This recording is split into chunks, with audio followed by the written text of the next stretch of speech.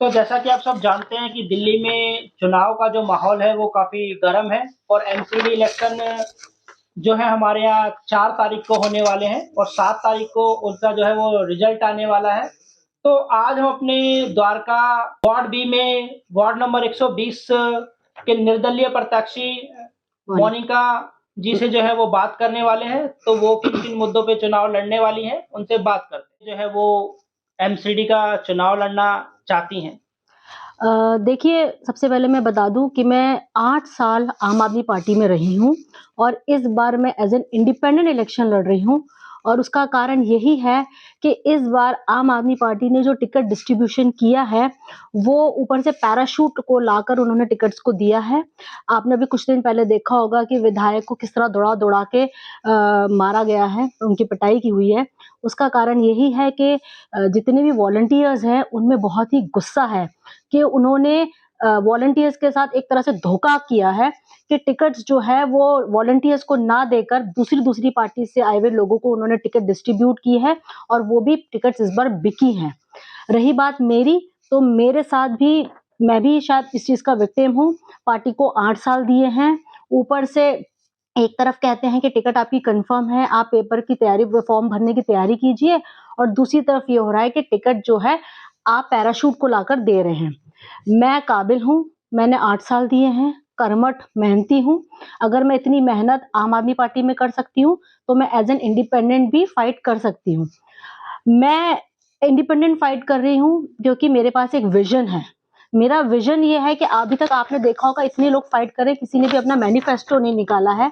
I am the one जिसने अपना manifesto तक रेडी किया हुआ है, क्योंकि मुझे मालूम है कि कल को अगर मैं आती हूँ, तो मुझे जनता के लिए क्या करना है। आप अगर मेरे मैनिफेस्टो को देखेंगे तो उसमें education, civic issues, women empowerment के बारे में बात होती है, वेस्ट मैनेजमेंट के बारे में बात होती है कि वेस्ट मैनेजमेंट को किस तरह से हम आगे चल के इम्प्लीमेंट करेंगे। इसके अलावा द्वारका को किस तरह से ब्यूटिफिकेशन करना है, कैसे उसको साफ रखना है, उस बारे में भी हम बात कर रहे हैं। बाकी आप दूसरे पार्टीज को देखिए, चाहे बीजेपी हो, चाहे आम आदमी पार्टी हो, वही घिसी-पिटी बातें हैं कि कूड़ा उठाएंगे, ये करेंगे, वो करेंगे। एमसीडी सिर्फ कूड़ा उठाने तक नहीं है। एमसीडी अगर सिर्फ कूड़ा उठाने तक होता, तो आज जो दुर्गति हो रखी है ना, वो ना होती। एक जो पिछले 10 साल से हैं, उन्होंने कुछ नहीं किया, दूसरे जिनके पास कोई विज़न ही नहीं है। इसलिए मैं लोगों से निवेदन करती हूँ कि आप ऐसा विकल्प लेकर आइए जो कम से कम आपके बारे में सोच रहा है, उनके पास विज़न है, वो काम करना चाहते हैं, पढ़े लिखे हैं। तो यही एक वजह है कि मैं इस बार इंडिपेंडेंट कैंडिडेट फाइट कर रही हूँ।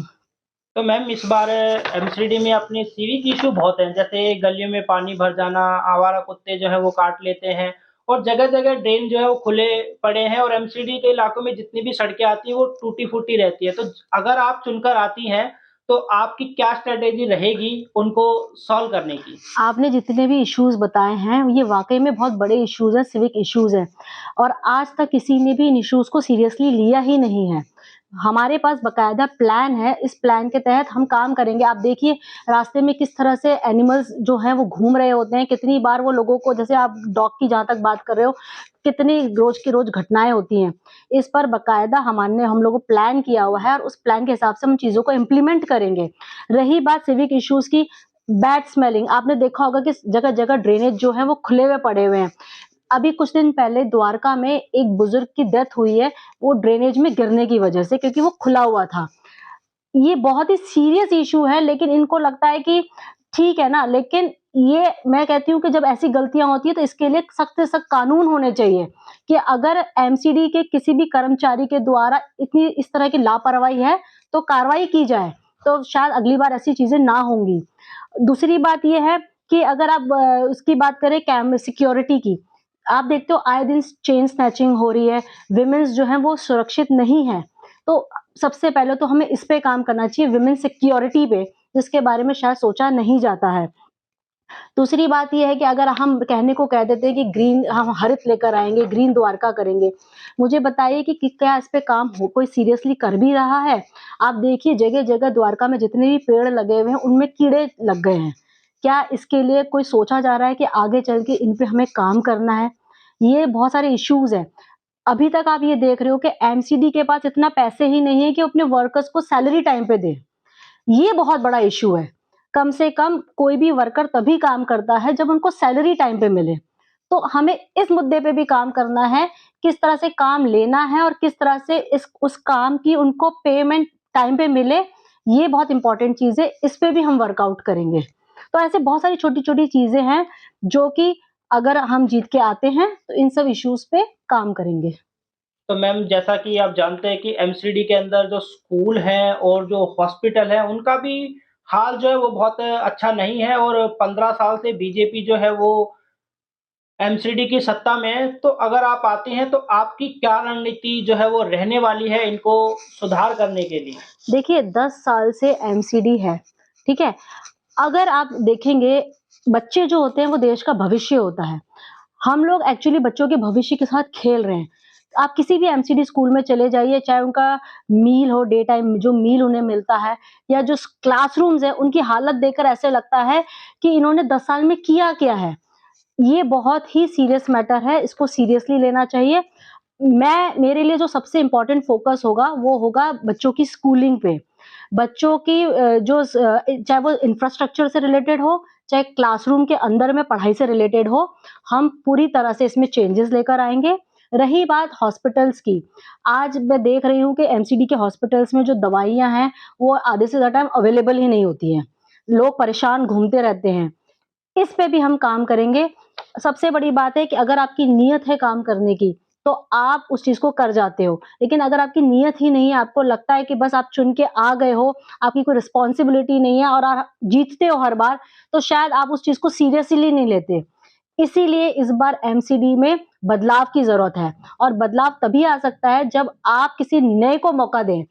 आपने बीजेपी को मौका देके देख लिया है, इस बार आप एक पढ़े-लिखे को लेके आइए, इंडिपेंडेंट कैंडिडेट को लेकर आइए, उसे मौका दीजिए, उसका विज़न देखिए, उसके बाद आप तय कीजिए। आपने देखा होगा कि मेरे एरिया में जो बीजेपी की जो रह चुकी हैं काउंसलर, उनका मैनिफेस्टो देखिए जो वो बाँट रही हैं जगह-जगह पे। उसमें कोई है ही नहीं चीज़, वही घिसी-पिटी बातें हैं कि जी हम सफाई करवा देंगे, हम ये करा मैं ये कहती हूँ कि विज़न कहाँ है? आप कैसे करवाओगे, कैसे होगा, कुछ भी तो आप बता नहीं रहे हो। मैं तो सिर्फ़ एक पॉइंट रखना चाहती हूँ, जब आप वर्कर को सैलरी टाइम पे नहीं दे सकते, तो इसके से ज़्यादा आपसे क्या उम्मीद रखी जाए? तो इस बार बदलाव लेकर आइए, नए लोगों को मौका दीजिए, जिनके पास कुछ कर गुज़रने की हिम्मत हो और जो ऑलरेडी काम कर रहा हो। मैंने अपने काम से ऑलरेडी अपने एरिया में प्रूव किया है। पिछले 3 साल से जो भी सिविक इश्यूज़ होते हैं, वो मैं ही देखती आई थी। चाहे वो पानी से रिलेटेड हो, चाहे बीएसईएस से रिलेटेड हो, वो सारे इश्यूज़ मैं ऑलरेडी रिज़ॉल्व कर रही थी।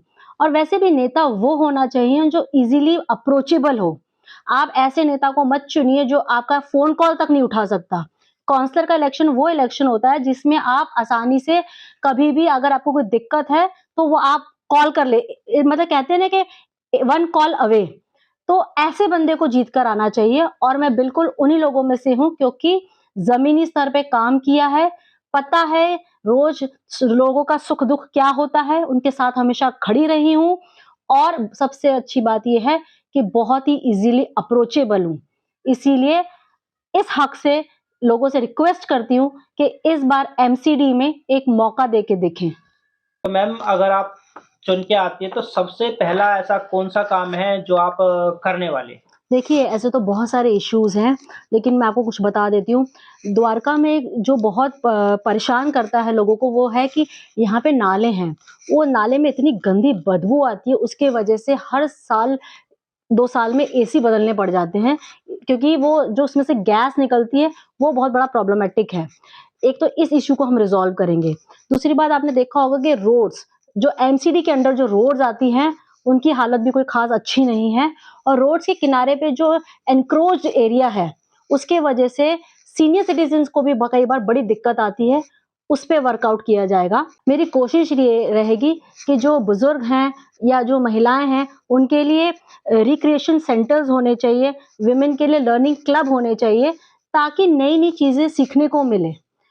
कुछ देखिए महिलाएँ हों, सीनियर सिटीज़न्स हो, कोई उनके बारे में सोच ही नहीं रहा है। एमसीडी सिर्फ़ कूड़े साफ़ करना या उठाने तक नहीं है, चाहे तो हम बहुत सारा बदलाव लेकर आ सकते हैं और मेरी पूरी कोशिश रहेगी कि मैंने जो भी मैनिफेस्टो में वादे की हैं मैं उन वादों को पूरा कर सकूं। मैम बहुत बहुत धन्यवाद आपका हमसे बात करने के लिए अपने बिजी शेड्यूल से। बहुत बहुत शुक्रिया, थैंक यू।